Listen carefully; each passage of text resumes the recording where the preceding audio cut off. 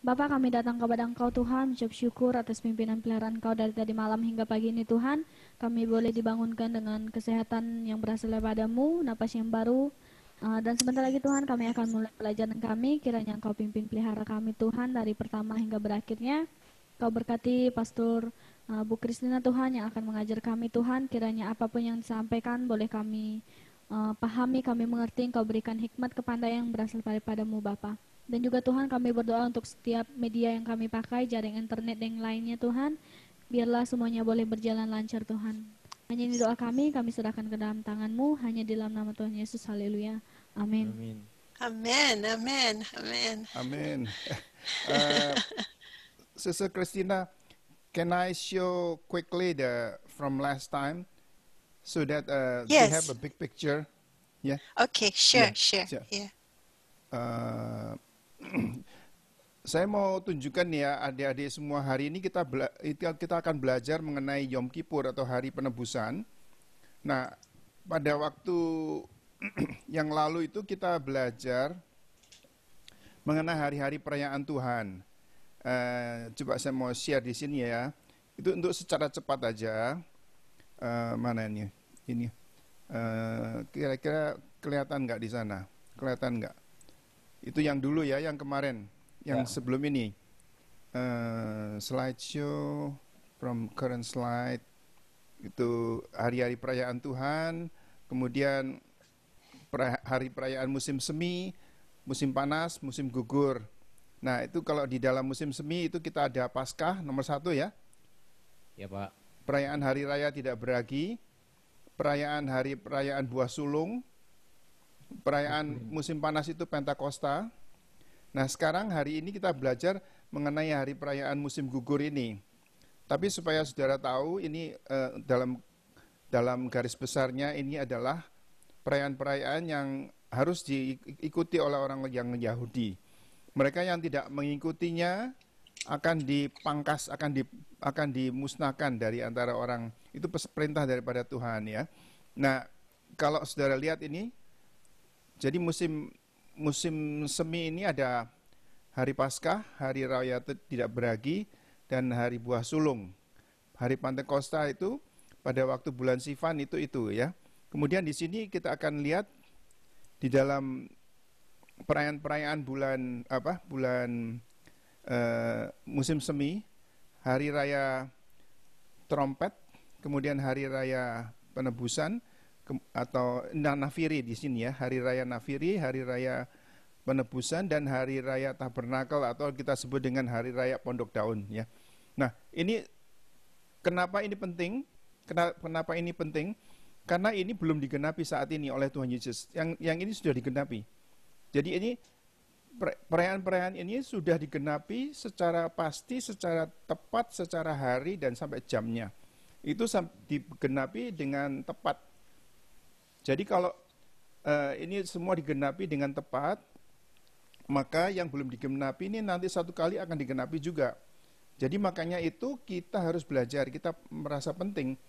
Kenapa kok orang-orang Kristen kok belajar mengenai pesta-pesta rohani daripada perayaan-perayaan ini dari umat Yahudi? Karena ini 3 hal ini yang belum digenapi saat ini. Itu kelihatannya pada zaman kita akan terjadi ini. Ya, itu aja. Jadi tadi, mengapa penting mengetahui hari raya Tuhan? Jadi setiap peristiwa penting yang dilakukan di Yesus selalu dilakukan pada hari dan jam yang sama, pada jam-jam hari raya Tuhan. Ini saudara-saudara sudah mempunyai ya catatan ini ya? Ada Pak. Sudah dibuang nggak? Masih ada. Oh, masih ada, oke. Ya, dan kemudian kalau itu sudah digenapi, maka nanti yang berikutnya akan digenapi. Nah, hari ini kita akan membahas mengenai ini ya, hari raya Nafiri dan hari penebusan sebagainya itu. Jadi saya akan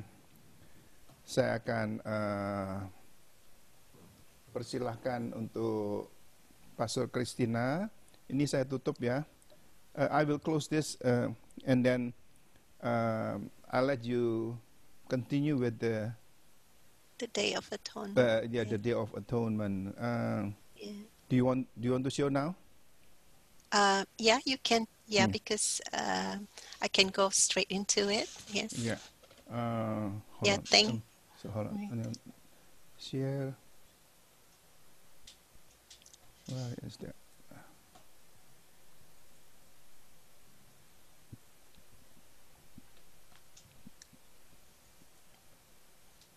So we can go to this slide 2. Ya. Ini kelihatan ya? Kelihatan di sana nggak? Kelihatan, Pak. Kelihatan. Slide ini, the second Yeah. slide is that it? Okay. Yes, please. Yeah. So, Pastor David has already given you most of the review from last time. So, just want to show you this menorah. Although it's called a candlestick, it is not really a candlestick. So the word is a menorah, and this whole picture of the menorah, you can see that the feast of the Lord, there are 7 of them upon this menorah, because everything points to Jesus. Ya. Jadi di sini kita melihat pesta-pesta musim gugur ini. Pesta-pesta dari ini ditunjukkan dengan menorah. Ini menorah atau kaki dian ini ya.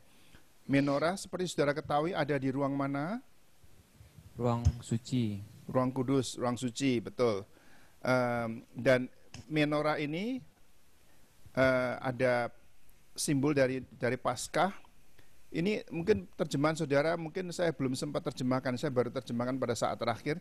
Jadi dicatatkan saudara boleh catat di sini Paskah, Hari Raya Roti yang Tidak Beragi, Hari Raya Buah Sulung, Hari Raya Pantekosta, Hari Raya Nafiri yang akan kita bahas hari ini, Hari Raya Penebusan atau Yom Kippur, Hari Raya Pondok Daun atau The Feast of Tabernacle itu, ya. Oke. Yes. So, since we know that everything is pointing to Jesus, and as have mentioned earlier, that 4 of the feasts have already taken place, so we are waiting for the final 3. Jadi semuanya menunjuk kepada Tuhan Yesus Kristus. Ingat ya saudara-saudara, kenapa penting?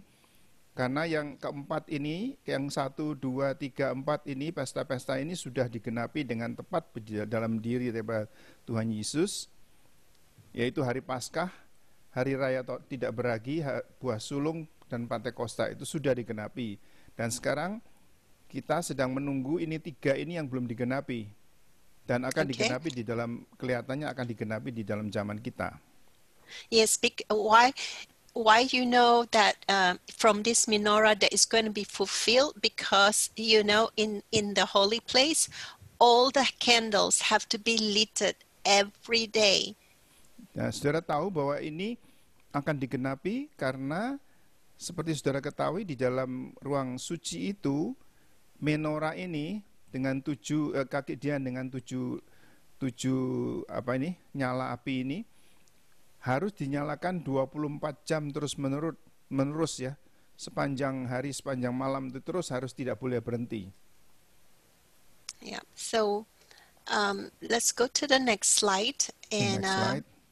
yes, and the thing I want to mention here is that, you know, every month, every day, every month, every year belongs to God. It don't belong to us. It belongs to God. Yang saya ingin katakan di sini, setiap bulan, setiap hari, setiap jam itu sebetulnya semuanya milik daripada Allah, bukan milik kita. Jadi kita harus menghormatinya di seluruh sepanjang hidup kita.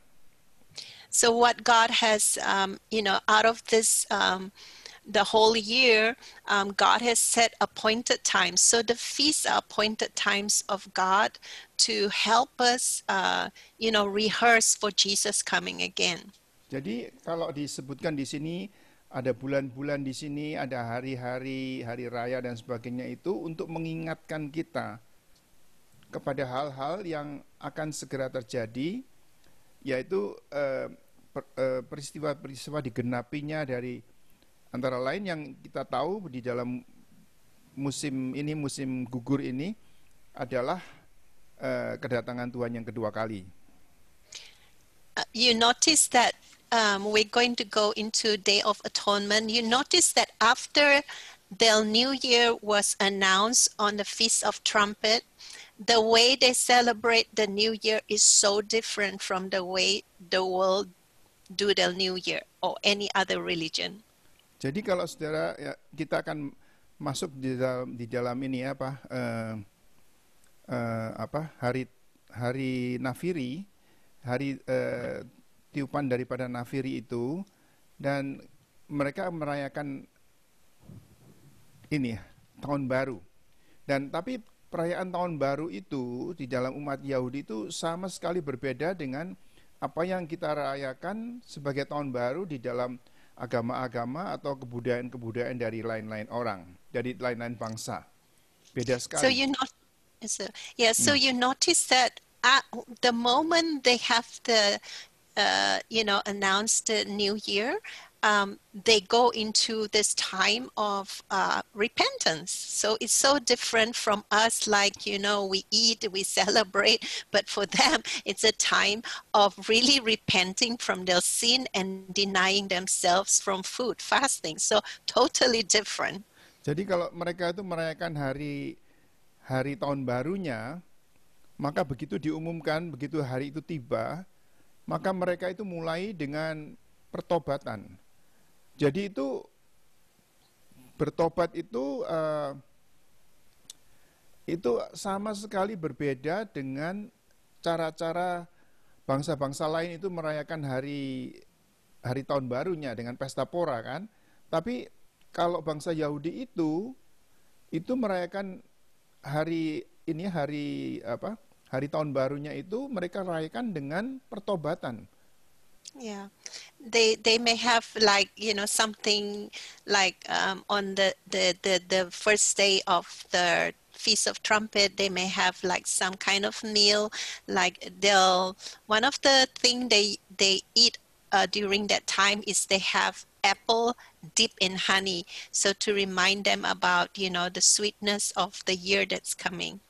Ya, jadi pada waktu mereka pada hari hari tahun baru itu, pertama mereka makan buah apel itu dicelupkan di dalam honey, di dalam madu, supaya mengingatkan mereka untuk hari-hari yang manis di dalam tahun itu.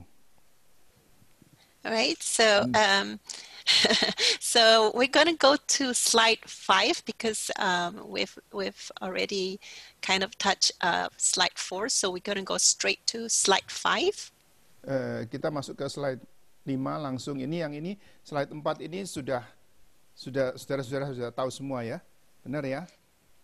Ya, Pak. Is this slide 4 or slide 5? The one you're showing is slide 4. Oh, 4, oke. Jadi kita akan langsung masuk ke dalam slide kelima. Is this one? Yes. Yeah, could somebody read this? Coba tolong dibacakan di Leviticus? dalam kitab Imamat Orang Lewi 23 ayat ke-26 sampai ke-32. Salah satu membacakan yuk. Ini tahu ya, ini Leviticus ini Imamat Orang Lewi.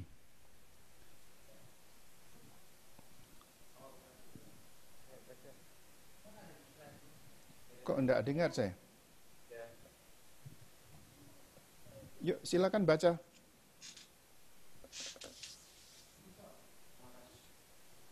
Imamat pasal yang ke-23, ayat yang ke-26 sampai 32. Tuhan berfirman kepada Musa, akan tetapi pada tanggal 10 bulan yang ke-7 itu ada hari perdamaian. Kamu harus mengadakan pertemuan kudus dan harus merendahkan diri dengan berpuasa dan mempersembahkan korban api-apian kepada Tuhan. Pada hari itu janganlah kamu melakukan sesuatu pekerjaan. Itulah hari perdamaian untuk mengadakan perdamaian bagimu di hadapan Tuhan Allahmu. Karena Sebentar ya. Ayat yang saya tayangkan di sini ini kelihatannya salah, tapi bacaan saudara sudah benar. Jadi ini mungkin diabaikan, nanti saudara catat sendiri. Jadi di dalam kitab Imamat Orang Lewi, tadi yang saudara baca di dalam pasal 23, 26 sampai 32, ini saya salah nih. Oke, silakan. Teruskan. Karena setiap orang yang pada hari itu tidak merendahkan diri dan dengan berpuasa, haruslah dilenyapkan dari antara orang-orang sebangsanya. Setiap orang yang melakukan sesuatu pekerjaan pada hari itu, orang itu akan kubinasakan dari tengah-tengah bangsanya. Janganlah kamu melakukan sesuatu pekerjaan, itulah suatu ketetapan untuk selama-lamanya bagimu, turun-temurun di segala tempat kediamanmu. Itu harus menjadi suatu sabat, hari perhentian penuh bagimu. Dan kamu harus merendahkan diri dengan berpuasa. Mulai pada malam tanggal 9 bulan itu, dari matahari terbenam sampai matahari terbenam, kamu harus merayakan sabat itu. Amin. Amen. So it seems like when you look at this command of the Lord, it seems like God seems to be a very, very strict God, you know, and you wonder, you know, why he has to do something like this, you know, for the people. But I'm going to explain later. Yeah. Jadi kalau saudara lihat di sini, di dalam firman Tuhan yang terdapat di dalam firman Tuhan kepada orang dikatakan dalam buku Imamat Orang Lewi 23, 26, 32 itu perintah Tuhan itu seolah-olah sangat keras. Sangat-sangat keras ya. Jadi sampai misalkan siapa yang tidak merayakan hari Sabat, merayakan itu akan dibunuh, akan dilenyapkan, akan dihabisi gitu. Kenapa kok begitu kerasnya gitu? Kenapa kok, betul nggak? Saudara rasakan begitu nggak dalam perintah itu? Iya, Pak. Ya, jadi rasanya keras sekali kan? Nah, ini saya akan jelaskan. Yeah, okay, the reason why God put it so strict, because he, out of the love for his people, he want them to repent. So he wants them to concentrate and repent, so that you know, God will not have to judge them. You know, jadi kalau saudara lihat di sini, kenapa kok sampai Tuhan itu mengatakan kamu harus bertobat di dalam hari raya ini mulai dari hari raya Nafiri itu karena Tuhan itu sebetulnya mengatakan itu dengan kasih sebetulnya. Jadi kita semua harus bertobat supaya tidak ada penghukuman gitu. Jadi karena itu perintahnya itu sangat keras, tetapi sebetulnya ada kasih di sana. Amen. Yeah. So, you know, every time you read a commandment of God and you feel like it is so, you know, you don't understand God, look at it. Remember that the instruction or the Torah of God is like a loving instruction of the father to a child that he loves very much. Jadi kalau setiap kali saudara melihat perintah daripada Tuhan di Alkitab, saudara harus melihat itu seperti perintah dari seorang bapak kepada anak yang sangat dikasihinya. Jadi karena kasih daripada bapak yang luar biasa, yang sangat kasih kepada anaknya, maka anak itu dipesan wanti-wanti, nak kamu harus bertobat, kamu harus ini. Kalau enggak itu ada hukuman, ada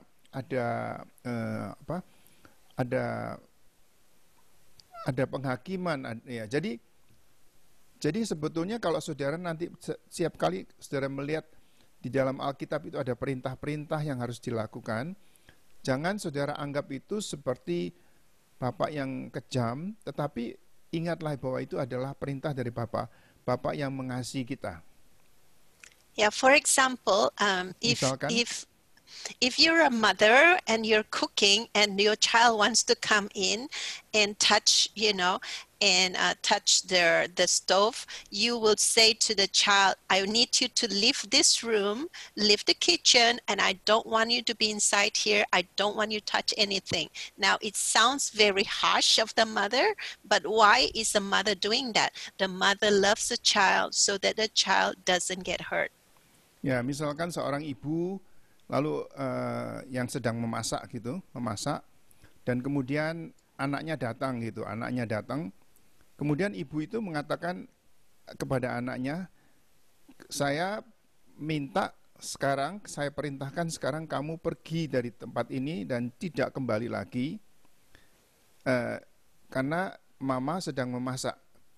Kenapa begitu? Karena mama ini dengan kasihnya itu mengetahui bahwa kalau anak itu dekat-dekat bisa kena panas, bisa kena kebakar. Jadi perintah itu dilakukan dengan sangat kasih kan? Betul nggak? Betul. Betul ya. Right. So having understood that, then we continue on to the next slide. Slide 6. Kita akan melihat di dalam slide yang selanjutnya, yaitu di dalam slide yang nomor 6. Coba. Is this? Is this one? No, the next one. Yeah, there we go. Thank you. Yeah. All right. So when you look at this picture, this is the biblical background to the Day of Atonement. So on that, there's only one day. We have studied this already in the past lessons. So there's only one day of the year when the high priest is allowed to go into the Holy of Holies. Jadi kalau kita melihat di sini, ini adalah latar belakang Alkitab daripada arti hari penebusan itu, Yom Kippur itu ya. Jadi sekali setahun pada hari itu, imam besar boleh masuk ke dalam ruang Maha Suci.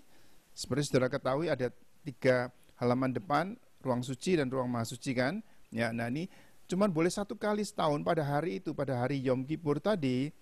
Maka imam besar ini boleh masuk dan memercikan darah itu. So what he does is he will make atonement for his own sin and then for the sin of the people. Jadi yang imam besar ini lakukan adalah melakukan penebusan melakukan penebusan dan minta ampun atas dosa-dosanya sendiri dan dosa-dosa daripada umat. So what he does is, if you remember from what we studied on the priesthood, you remember that he would carry the blood from the altar of sacrifice, and he will take it all the way to the Holy of Holies, and there he will sprinkle that blood on that the mercy seat. Ya. Jadi kalau saudara yang sudah belajar kemarin ya, kita sudah belajar kemarin, jadi yang dilakukan oleh imam besar ini membawa pokor berisi darah dari anak domba, itu dari depan itu ya, dari halaman itu kan ada beberapa, ada mezbah bakaran, ya, ada kolam basuhan sudah tahu di situ kan, tapi dari mezbah bakaran itu, pada waktu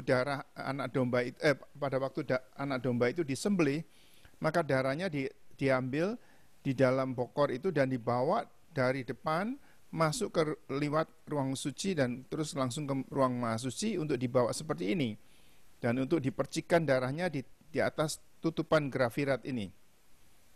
Alright. So this blood that he brings is, it's a blood of innocent, a substitutory lamb, and then he brings it there. Jadi di sini adalah imam besar ini membawa darah, pokor berisi darah daripada anak domba yang tidak bersalah dan dipercikan darahnya di atas tutupan grafirat di mercy seat atau mercy seat itu adalah terjemahnya adalah tutupan grafirat, tapi sebetulnya mercy seat itu ada yang bisa bantu nggak mercy seat ya? Itu tahta pengampunan, ya mungkin terjemahnya lebih tepat lagi tahta pengampunan. Cuman kalau diantara hamba-hamba Tuhan itu mereka bilang tutupan grafirat ini di mercy seat ini ya. Okay. Gimana sampai saat ini bisa jelas nggak? Jelas nggak? Jelas Pak. Jelas. Oke. Okay, so now now we want to bring Jesus into this picture. So Jesus has gone into the Holy of Holies. He need to go there only once, whereas the high priests of the Old Testament, they have to go yearly. So Jesus did it only once, and he finished that work. He is the innocent, sacrifice, and he shed the blood for our sins. Jadi bagaimana kita menghubungkan, membawa akan Kristus di dalam kisah ini, kisah penebusan ini bagaimana, yaitu Yesus Kristus itu sebagai anak domba yang tidak bercacat celah, itu membawa darahnya dan dipercikan di dalam langsung ke ruang Maha Suci ini. Tapi cuma sekali aja. Kalau ini imam besar ini membawa darah binatang, darah anak domba binatang, itu harus setahun sekali. Karena darahnya tidak sempurna kan. Tapi kalau Tuhan Yesus itu satu kali saja sudah dilakukan di atas kayu salib, itu dibawa darahnya ditumpahkan untuk kita, untuk sekali, untuk selama-lamanya. Yes, so Jesus not only forgave us, paid for our sin, and we get the forgiveness of sin, but even the guilt of sin is washed. It's washed away. It's taken care of. Jadi bukan saja Tuhan Yesus itu mengampuni kita daripada dosa-dosa kita dengan darahnya itu, tetapi juga rasa bersalah. Rasa guilt, rasa bersalah, rasa malu atas dosa-dosa kita itu rasa bersalah itu dihapuskan oleh Tuhan Yesus sekali dengan darahnya itu. So here, the point is that when God says He has forgiven you, it means that He not only forgave you, but the guilt that you feel, it's also gone. So you don't have to, what I'm trying to say is, once God has forgiven you, He's forgiven you. You don't have to feel condemned anymore. Okay? Jadi kebenaran di sini yang diajarkan adalah hanya sekali kan, bukan tiap tahun seperti imam besar ini, tapi pada waktu Tuhan Yesus itu membawa darah dirinya sendiri sebagai anak domba yang tidak bercacat celah itu, maka kita dihapuskan daripada dosa kita, dan bukan hanya itu saja, tapi kita dihapuskan daripada rasa bersalah. Jadi jangan, kalau saudara sudah minta ampun dari dosa itu, jangan selalu ingat-ingat bahwa aku ini dosa. Ya memang kita berdosa, tetapi kalau itu sudah diampuni, sudah. Jadi kita tidak usah terus merasa bahwa kita sebagai orang yang bersalah itu ya. Yeah, so that's why this day is a very, very solemn and sacred day, because of what Jesus has done. So God wants us to, during this time, to really repent, because, Jesus went to the cross and died for our sins. So it's a very important day. Nah, saudara, kenapa hari ini kita peringati sebagai hari Yom Kippur ini, hari penebusan? Karena Tuhan sudah mati di kayu salib, dan untuk itu kita dibenarkan dan kita diampuni daripada dosa-dosa kita. Makanya hari ini sangat penting. Okay, so let's go to the next slide. Berikutnya ini. Okay. Yeah, and so I have mentioned that the feast of the Lord is actually a time of rehearsal. We rehearse how to walk before God, repent, and how to, I'm talking about the Day of Atonement, because every feast will have its rehearsal. Yeah. So here we are rehearsing about how we repent before God, and how we learn to ask for forgiveness, how to ask for forgiveness from people and forgiving one another. So these are some of the things that you rehearse every year. Jadi hari penebusan ini sebetulnya adalah, saya terjemahkan gladi resik atau rehearsal atau latihan. Adalah latihan gladi resik daripada secara rohani untuk menyambut hari Tuhan itu. Jadi kita itu setiap pada hari-hari perayaan ini, perayaan-perayaan rohani ini, maka kita itu berlatih. Kita gladi resik untuk kita selalu memperingati nanti pada saat Tuhan itu datang. Itu benar-benar itu. Jadi pada saat ini kita sudah berlatih dan kita sudah terus menyambut itu, memperingati itu, supaya nanti pada saatnya itu kita sudah mengerti apa yang harus kita lakukan. Jadi misalkan pada waktu ini ya, pada waktu hari penebusan ini. Yeah, and so the other thing is that, you know, you remembered that we said that during the Feast of Trumpet, you know, they will sound the trumpet really loud and throughout the whole day and long. So it's like during this time, God wants us to awaken.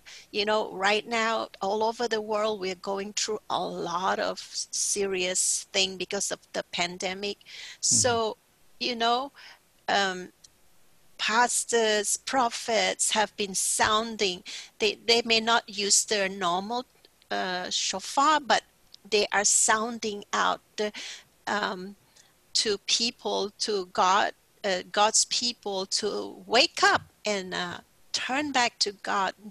Don't sleep anymore. You need to get up and just seek God and repent and learn His ways.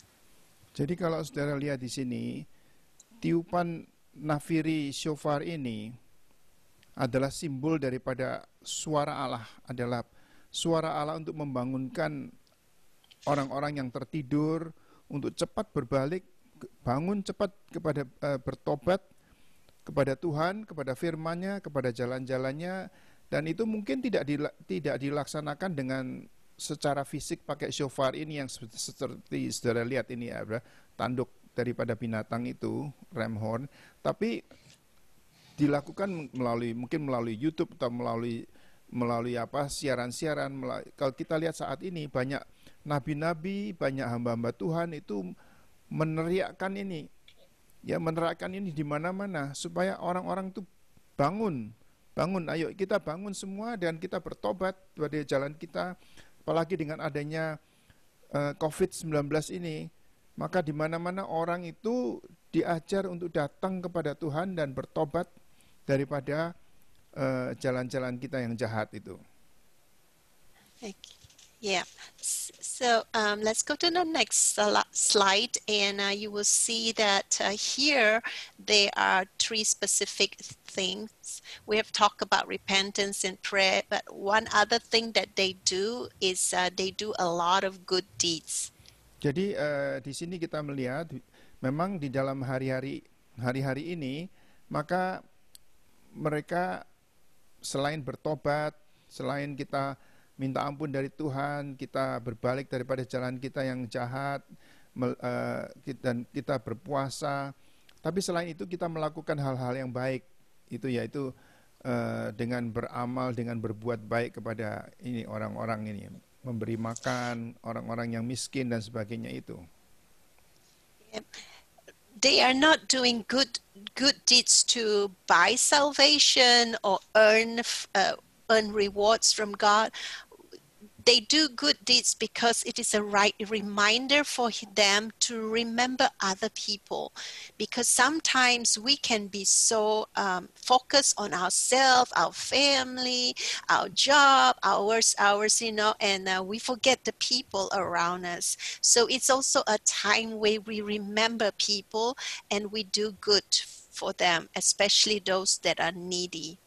Ya, jadi di dalam saat-saat ini kita itu berbuat baik Kita itu bukan untuk membeli keselamatan kita seperti dilakukan oleh agama-agama lain, itu mereka mencoba menyogok Tuhan, kan berbuat baik untuk membeli Tuhan. Bukan, tetapi kita untuk berbuat baik itu untuk mengingatkan, ingat kepada orang-orang yang lebih tidak beruntung daripada kita, untuk membagikan kebaikan Tuhan kepada mereka itu. Dan kita bertobat dan kita melakukan kebaikan-kebaikan kepada sesama kita manusia. Okay. Dan tidak So let's go to memikirkan diri sendiri ya, tidak memikirkan diri sendiri, Yeah. tapi memikirkan orang lain. Amen. Amen. Yes, let's go to the next slide, and we look at the prophetic aspect of the Day of Atonement. Ya, kita akan melihat di sini aspek profetik dari hari penebusan. Hari So, penebusan. Shall I mention that today is the Day of Atonement? yeah, it's the Eve. Yeah. Ya, jadi hari ini Oh, actually, it's the last, the ending of the Day of Atonement. ya, jadi ini sebetulnya hari berakhirnya daripada hari penebusan hari ini. Kalau saudara lihat, ini suatu kebetulan, harusnya pelajaran ini diberikan minggu yang lalu kan, tetapi karena sesuatu dan lain sebab, karena hujan dan bocor, maka tidak jadi kan.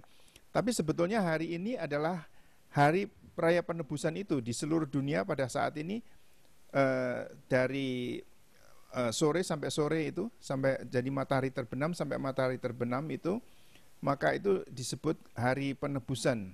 Hari penebusan yang terakhir. Hari ini adalah hari akhirnya daripada penutup daripada hari penebusan itu. Yeah, that's interesting. During this 10 days when they call the 10 days of awe, that's a time where the traditionally they believe that the gates of heaven are open for to hear, our prayers, our repentance, our prayers, of asking God for mercy. And they Yeah. believe that after these 10 days, on the eve of the Day of Atonement, that gate of heaven will be shut. Jadi hari ini selama 10 hari yang berakhir hari ini itu disebut hari hari kekaguman begitu. Sebut awe gitu. Jadi di dalam hari kekaguman itu mereka percaya bahwa gerbang surga, quote unquote gerbang surga itu dalam tanda petik terbuka untuk mendengar doa-doa dan pertobatan. Dan setelah 10 hari itu, maka gerbang itu akan menutup. Gerbang itu akan menutup. Dan selama 10 hari ini, maka gerbang surga itu terbuka untuk bisa mendengar doa-doa saudara, doa-doa pertobatan saudara itu. Yeah.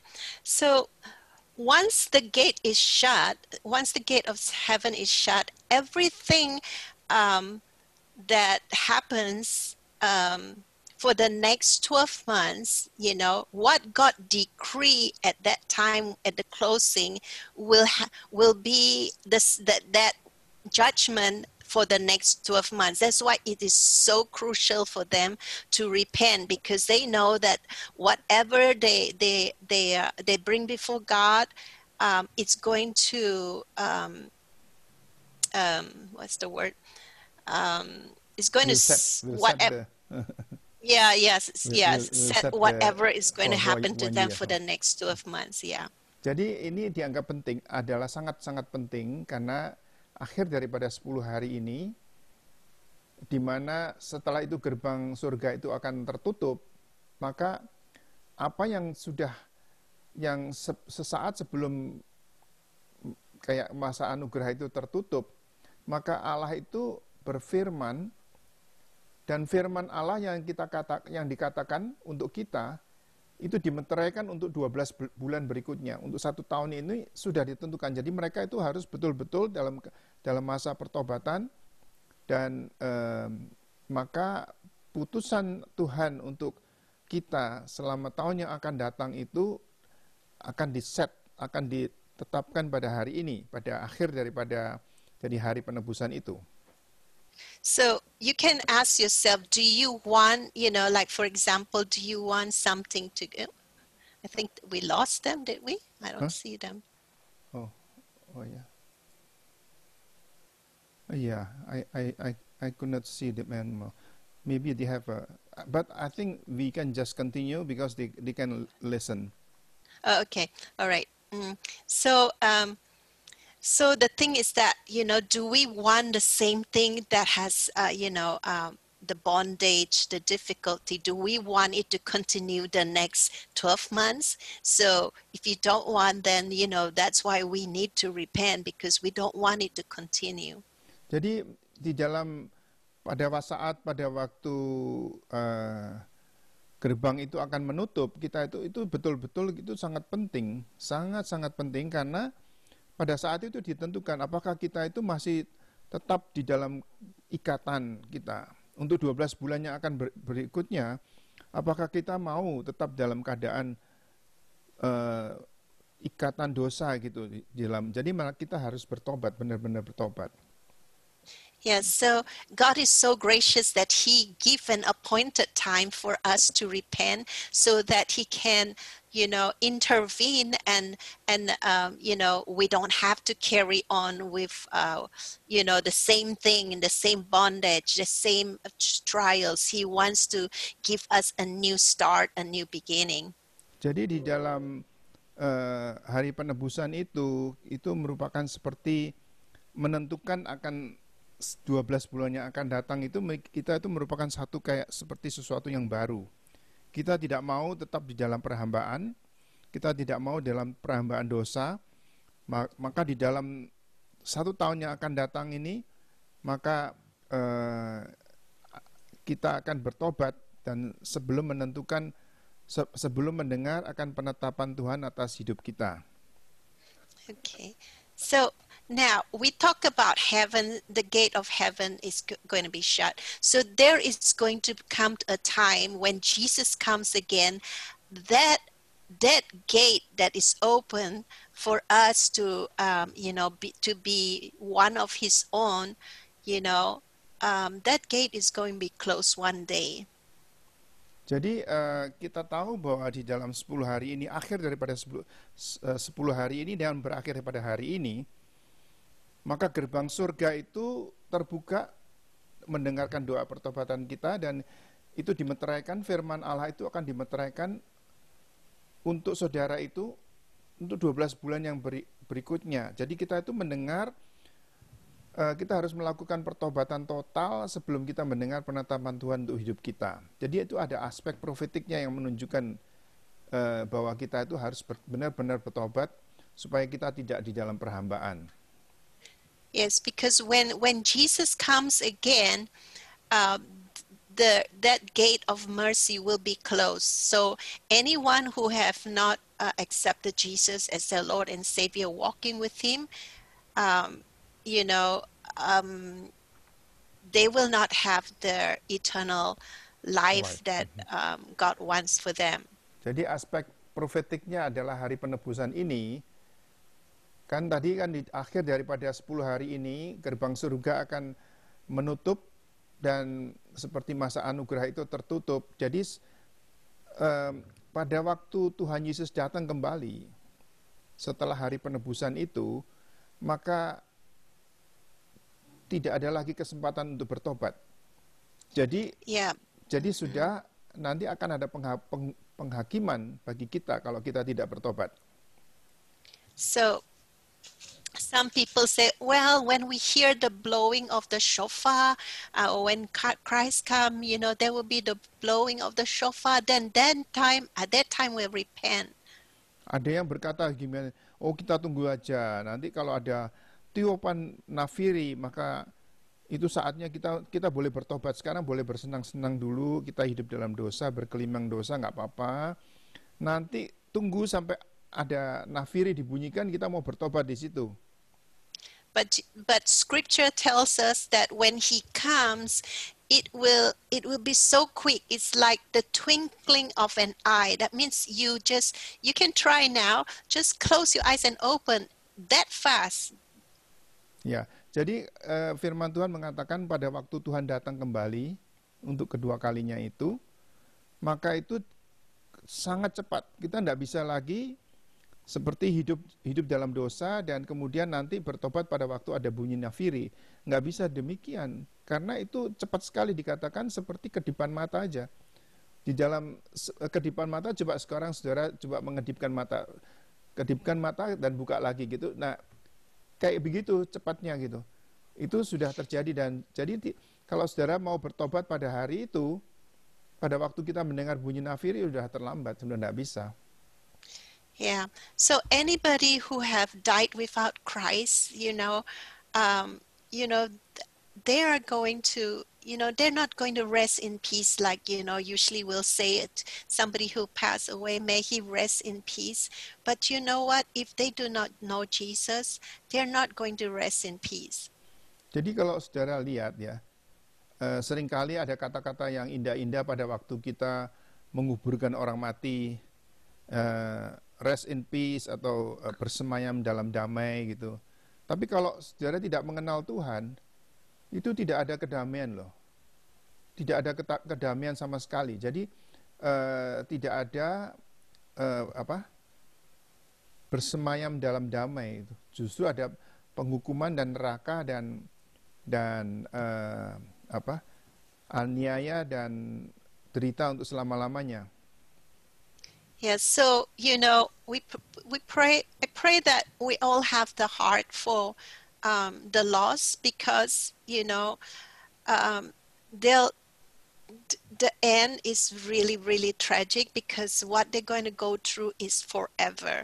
Forever they're going to be burned in the fire. Forever they're going to be, they say they're worms that don't die. So it's a very tragic place, and it's so dark because the light of God is removed from them, the presence of God is removed. Jadi kalau saudara lihat di dalam firman Tuhan, itu orang yang masuk di dalam neraka itu betul-betul penderitaan yang luar biasa selama-lamanya. Maka bahkan itu ulat-ulatnya tidak akan mati dan menggeragoti akan tubuh saudara yang masuk di sana. Itu luar biasa dan sangat-sangat sengsara. Jadi saatnya bertobat adalah saat ini.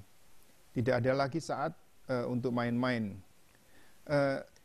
Sister Christina, I don't know if you want to stop like now, just to slowly, okay, so that it will register, and then give them chance if they want to ask.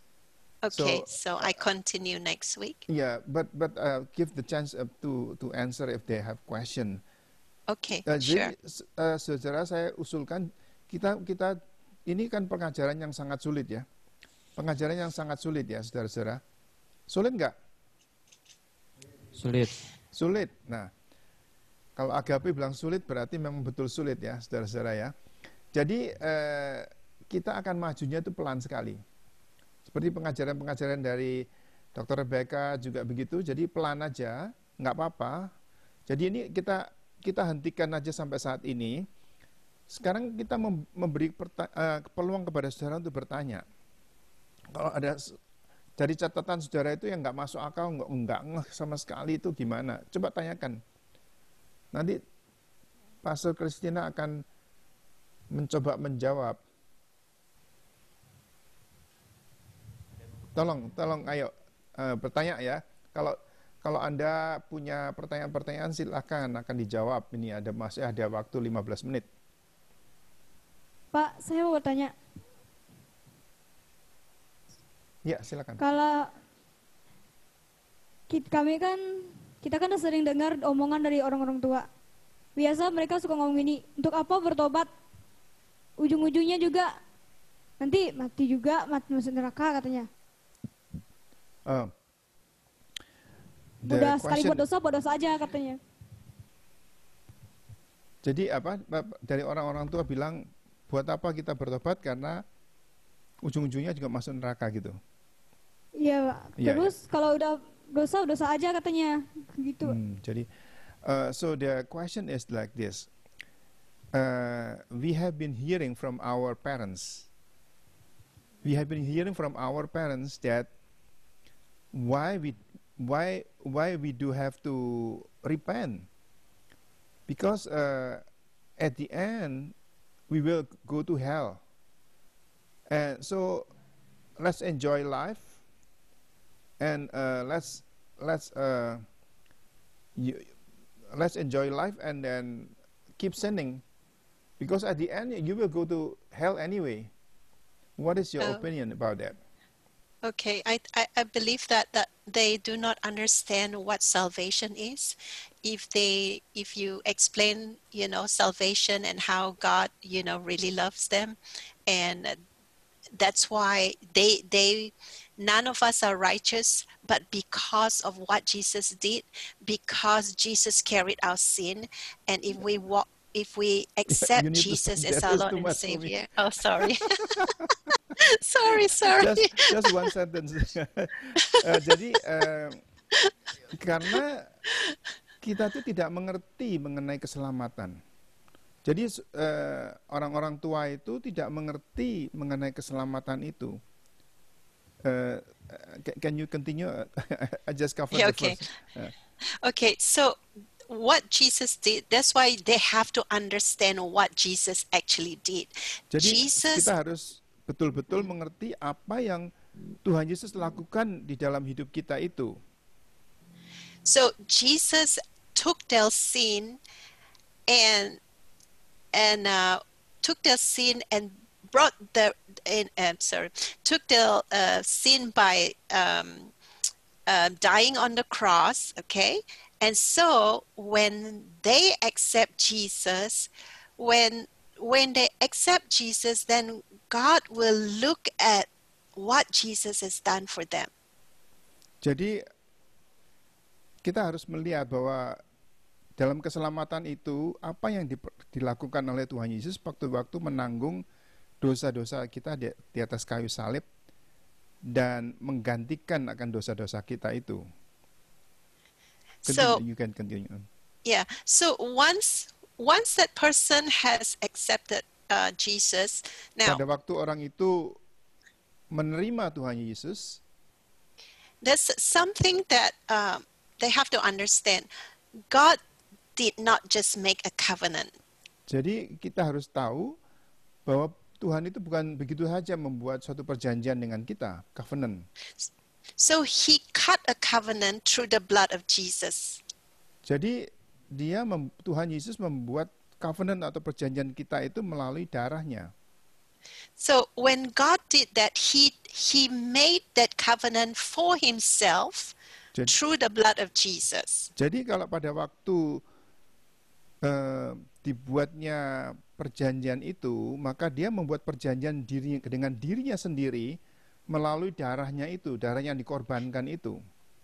So once we accept Jesus, pada waktu kita itu menerima Tuhan Yesus, then God promised himself maka Tuhan itu berjanji kepada dirinya sendiri that he will help us bahwa dia akan membantu kita to overcome sin, untuk menang dari kuasa dosa.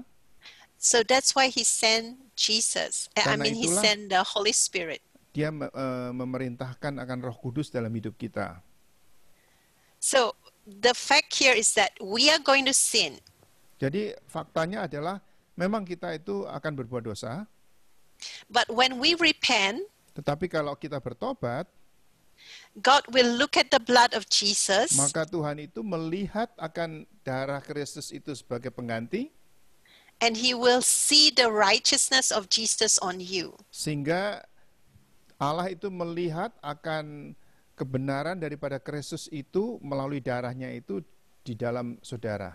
Jadi saudara itu meskipun orang yang berdosa tapi menjadi dibenarkan oleh darah Kristus itu. So in that respect, we will not go to hell because of Jesus. Jadi karena itu, meskipun kita orang berdosa, tetapi kalau kita percaya kepada Yesus, maka darahnya itu menutup kita dan kita itu tidak lagi dianggap berdosa karena Allah itu melihat darah Kristus itu yang sudah menutupi akan kita orang yang berdosa ini. So all God is asking, every time you know you have sinned, just tell him you're sorry and repent, and he will help you. Jadi kalau sampai saudara merasa berbuat dosa, setiap kali saudara berdosa, datang kepada Tuhan, merendahkan diri, bertobat daripada jalan yang salah itu, dan kita akan diampuni dari dosa kita. So repentance means, I'm going to simplify what repentance is. Saya akan mencoba untuk menyederhanakan apakah itu pertobatan. So when you say you repent, you will sin less and less in that particular area. Jadi kalau saudara itu bertobat, maka saudara akan berbuat dosa itu lambat laun akan berkurang di dalam perbuatan yang salah itu. Jadi jenis dosa apa itu yang saudara lakukan, kalau saudara minta ampun, itu akan berkurang terus begitu. So in scripture it says to move from glory to glory. Dalam Alkitab disebutkan dari kemuliaan kepada kemuliaan gitu. Jadi bertahap gitu.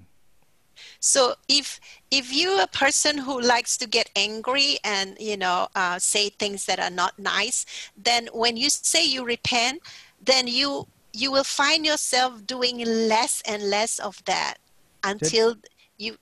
Okay, go ahead. Jadi kalau saudara itu misalkan sering mengatakan yang salah atau mengatakan yang menyalahi kepada saudara-saudara yang lain, tapi saudara bertobat, maka pelan-pelan saudara akan, kalau saudara bertobat, pelan-pelan itu tidak sekaligus memang, itu akan berkurang terus gitu.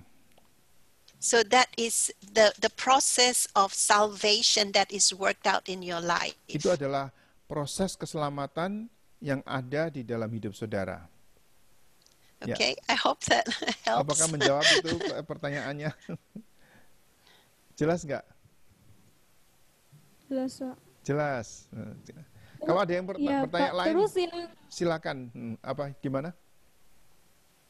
Terus yang kalau katakan orang kan bilang gini, pas dia masih hidup, dia tuh selalu berbuat dosa-dosa terus. Jadi setelah sudah sekarat baru mau bertobat, gimana tuh Pak? Nah, the question is, our parents, our father, grandfather, they said that during our life, we keep doing sinning. It looks like it's okay because we want to repent before we die. Yeah, what about that? Like I said earlier, you never know when. You see, a person can go out, and what if there is an accident? He don't even have time to repent. Jadi kalau saudara, seperti yang saudara tadi kita katakan, sudah saya katakan bahwa saudara kan tidak tahu kapan saudara meninggal. Misalkan ada kecelakaan, tiba-tiba saudara hilang kan, saudara meninggal, kan tidak ada waktu bertobat lagi kalau saudara tidak bertobat. Jadi itulah sebabnya. Seperti tadi kita lihat cerita mengenai gerbang surga itu menutup. Nah kalau pada saat saudara misalkan ikut dengan orang-orang tua yang mengatakan, ya silahkan berdosa, nanti kita waktu mau meninggal aja baru minta ampun gitu. Nah gimana kalau misalkan tiba-tiba jantung saudara berhenti, atau tiba-tiba ada kecelakaan begitu. Saudara kan tidak tahu kapan saudara meninggal, ya kan? Jadi ya pada waktu itu sudah terlambat, masuk neraka seumur hidup gitu. Selama kita itu menderita selama-lamanya. Jadi itu jawabannya. You see, the time that we have on earth is short compared to the forever, the eternity that is we are going to have. Jadi hidup kita di atas muka bumi ini sangat singkat kalau dibandingkan dengan hidup selama-lamanya bermiliar tahun itu kan sangat singkat ini. Jadi kalau sangat singkat ini saudara tapi menentukan hidup saudara yang selama-lamanya. Nah, kesempatan itu diberikan saudara untuk bertobat. Jadi jangan sia-siakan kesempatan itu. dengan mengikuti orang-orang yang mengatakan sambil bilang ya silahkan berdosa aja, nikmati, nanti pada saatnya kita sudah sekarat mau mati gitu, baru kita mau bertobat. Nggak bisa begitu. Yeah, and I would say that a lot of people don't want to face this truth because they love the world. They just want to enjoy, and that's the problem. Yeah. Memang ini adalah persoalan dari orang-orang yang menikmati dunia, senang berfoya-foya menikmati dunia ini dan melakukan segala kejahatan-kejahatan dan hiburan dan sebagainya itu. Tapi melupakan bahwa sejarah hidup singkat sekali di situ menentukan akan hidup selama-lamanya gitu. Yang kalau saudara tidak benar, tidak percaya kepada Tuhan, tidak bertobat, maka kita akan masuk di dalam neraka kekal. Gimana? Kira-kira ada pertanyaan? Ya silakan Agape. Masih ada Saya waktu mau berapa tanya menit? Pak di slide 6. Slide 6 kan tadi imam besar setahun sekali mempersembahkan darah anak domba ke tutup grafirat atau tutup pendamaian ya Pak. Ya. Ya. Nah, Tuhan Yesus kan meninggal atau mati di kayu salib kan pas Paskah Pak. Berarti kan belum menggenapkan yang hari penebusannya ini. Nah, dia belum bawa darahnya itu Pak. The question is, this on the slide 6 is on the Day of Atonement. Okay. Is the great priest bring the blood of Jesus, the blood of the lamb, Yes, to bring atonement. Okay. But the Lord Jesus died on the cross during the Passover, right? Right. So this has not been fulfilled. Oh, okay. Jadi pertanyaan gimana tadi? Yeah. Agape? I think Ya, I know. seperti itu. Hah? Benar. Yeah. Jadi kayak belum digenapi kan Tuhan Yesus belum bawa darahnya ke tutup pendamaian itu, tutup grafirat itu. So the question is it true that the Lord Jesus has not brought the blood to bring the atonement? Okay, so here we're talking about the spiritual aspect. So if you remember the day that the high priest, on Passover, when they slaughtered the lamb, the priest, when they slaughtered the lamb, it was the very day that Jesus actually was crucified. So when we talk about all these seasons, it's just the cycle of things that God, Give me chance to. Oh, sorry, I keep forgetting. Sorry. Jadi di dalam perayaan pada waktu kan Tuhan Yesus mati pada hari Paskah kan. Pada hari Paskah itu mengenapi pesta-pesta pada waktu musim semi atau musim semi ya. Nah, itu pada waktu Tuhan Yesus mati di atas kayu salib itu Tuhan membawa darahnya itu untuk menebus kita itu. Nah, itu merupakan latar belakang Alkitab daripada ini daripada darah Kristus yang menebus kita. Lanjut, continue. Okay, so I think I know the confusion that he has because we're talking about like spring festival and then how come this one is like fall festival? Jadi So saya actually, bisa mengerti bahwa Agape mungkin agak bingung karena itu kan tadi bicara di dalam pesta Paskah itu di dalam musim semi kan, tapi ini kita bicara hari penebusan ini pada waktu musim fall atau musim gugur. So here, just want to help him understand that when you talk about the feast, the things that Jesus has done in the spirit, so is different from the actual fulfillment on the fall feast, because the first. Okay, I'm sorry. Okay, go ahead. Jadi kalau kita lihat di dalam arti rohaninya, secara spiritual maka di dalam ini hari penebusan itu Tuhan membawa darahnya itu untuk dipercikan di atas ini tutupan grafirat itu. Tetapi kenapa kok itu ya diperingati pada saat musim semi pada hari Paskah? Ya. So when Jesus died, after he died, remember there was this I think it's Mary who came and wanted to touch him. He said, "No, don't touch me because my work is not done." So what Jesus was saying is that he hasn't brought the blood, to the Holy of Holies in the heavens yet. Jadi kalau saudara ingat pada waktu Tuhan Yesus bangkit dan kemudian Maria Magdalena itu mau memeluk kaki Tuhan, maka Tuhan bilang jangan sentuh aku, karena aku belum selesai dengan tugasku ini. Jadi pada saat itu belum membawa akan darah anak domba itu di dalam kepada tutupan grafirat ini. Okay, so his own blood. Okay, it's not the blood of the lamb, but his own blood to bring to heaven. Yeah. Membawa akan darahnya sendiri kepada surga itu, kepada tabernakel di surga. Okay, so now when you see that, when you think about why why in the fall feast they still talk about the Day of Atonement, because this Day of Atonement is related to the repentance, why they need to repent.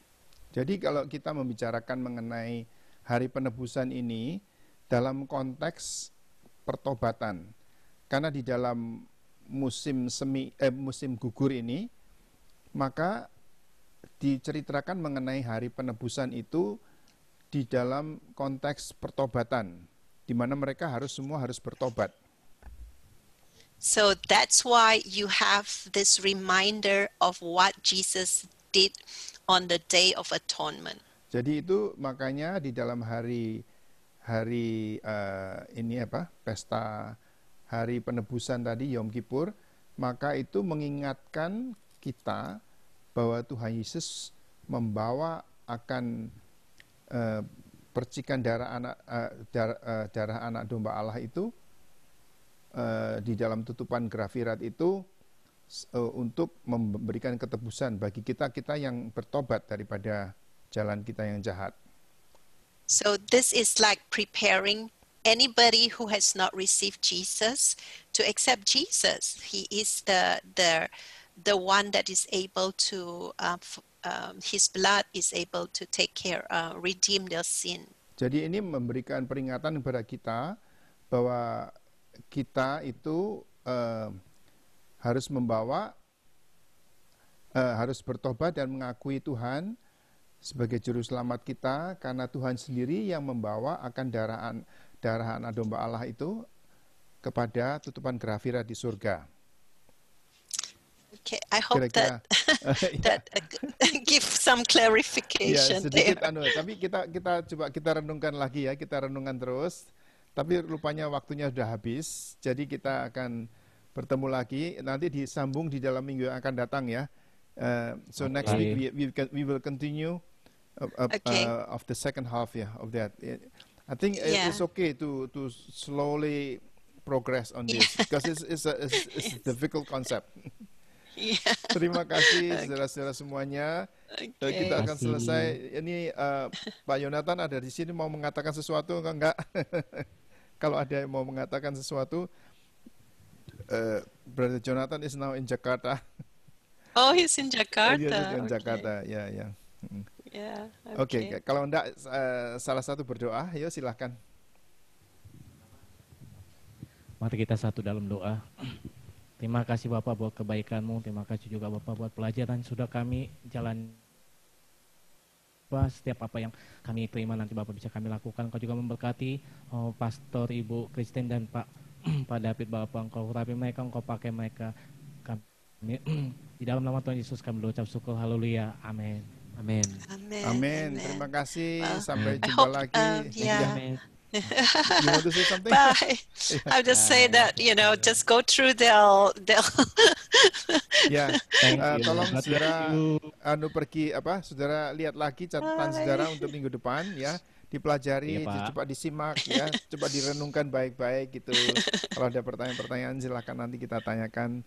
Kalau belum bisa terjawab ya kita akan coba berdoakan dan mencoba untuk menjawabnya lagi. Memang ini suatu konsep yang sulit, tapi ya kita harus tahu karena seperti yang kita sudah pelajari, semuanya digenapi dengan tepat untuk pesta-pesta musim semi dan musim panas. Jadi yang belum digenapi adalah pesta-pesta musim gugur. Ini yang ada beberapa itu. Jadi kita harus tahu kalau itu digenapi dengan tepat, pasti yang ini juga akan digenapi dengan tepat. Tuhan memberkati semuanya. God bless you. Tuhan berkati. Yo, bless Pak you. Sinatan. God bless bless you. you. Hi, Pak Jonathan. You're on mute. Ya, On ya. mute. Oke, bye-bye. Pastor David. Hello, Yes. bye-bye. Bye. Pastor David, could you send me the slides that you have already translated into Oh, okay. yeah. Okay. That'd be great. Yeah. Okay. I'll send to you. Okay. God bless All you. right. Bye-bye. Bye. Bye-bye semuanya. Thank you, Bye. Miss. You're welcome. You're welcome.